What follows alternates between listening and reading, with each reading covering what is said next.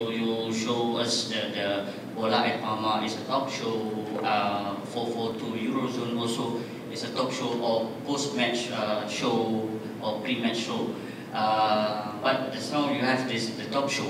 How can you survive those kind of shows when these people, the mentality, the perception, when talk about sports, footballs, I don't want to hear any voice, I want to see actions.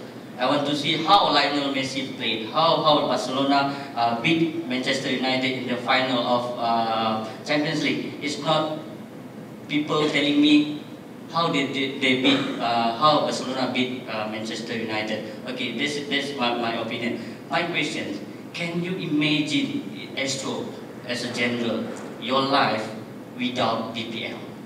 That's my question. Actually, to be fair, I mean the 10-minute clip was done today. So I mean, we've got another show on Monday, 100% action. That wasn't part of that presentation. It's called Euro Goals. We've got properties from La Liga, Bundesliga, French League, everything. So that's a show that's catered to just action. You don't hear a single person talking about, oh, that goal was amazing. You just see goals, action for 30 minutes non-stop, and then you stop. Which is not surprising. It's our second highest rated show, because people sometimes just wanna. And the beauty of Super Sports magazine shows plus the live BPL is that I think we've got a fair balance. We've got Euro Goals, which is complete action, live BPL, which is pre-show, post-show, and of course the game itself. That's the game itself. A show like 442, which has lots of highlights. I think looking at a rundown of a show, for instance, if it's 50 minutes on air, I would say 30 minutes, okay, 25 minutes of action, and the rest of it is analysing the show. So we've got highlights in there as well. Obviously, it wasn't part of that. I think that's a fair balance. A show like Bola Mama and Overload, of course, there are restrictions in terms of rights. So that's one restriction. We can't, for instance, Football Overload, we can't show live BPL footage.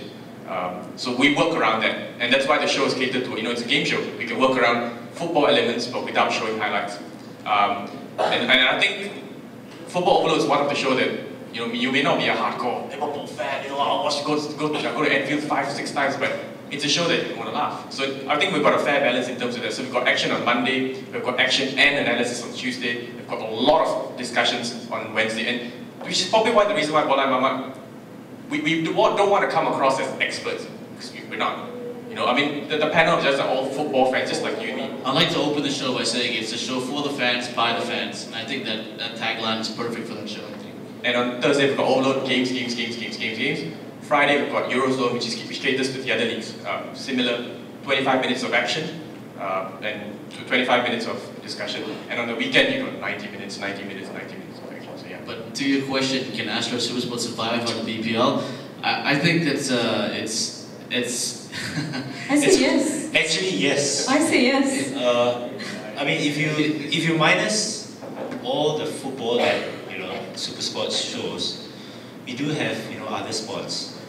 You've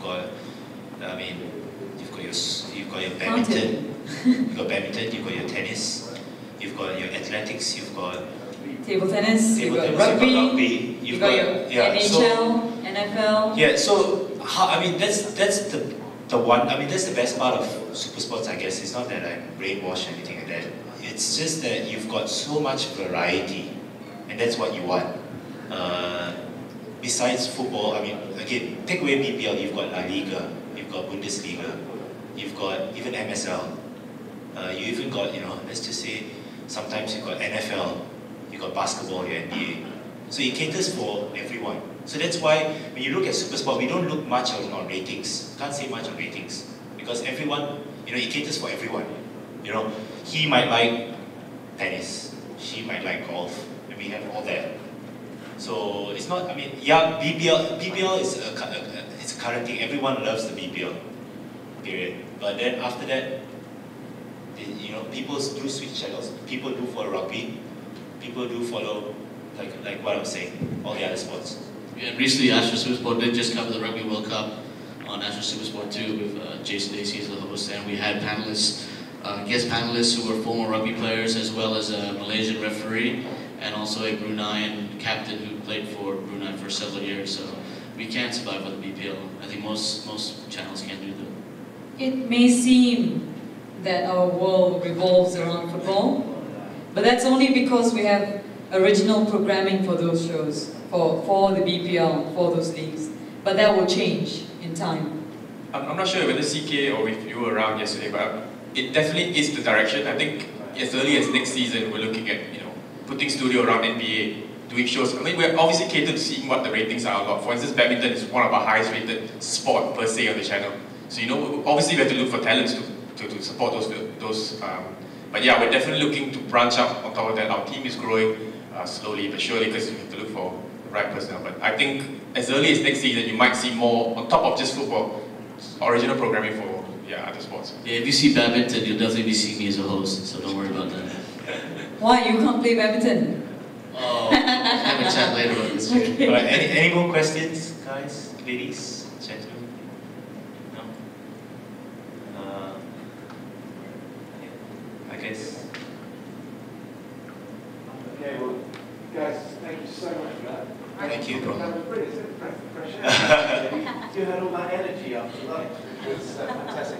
Can we have a big round of applause? Thank you. Okay, we're just going to take a few minutes now to reflect on some of the things that we discussed this morning. Not going to keep you very much longer. It is Friday afternoon, and I'm sure you've all got other things to do, or certainly other things to be thinking about. I would just like to point out, though, to our last lot of panelists that the prime of your life isn't when you're 40. Come on, guys, I know it's 50, I really do. Okay, thanks very much indeed. Great to meet you. Okay. Let's take us a couple of seconds and reflect on some of the things that we discussed this morning.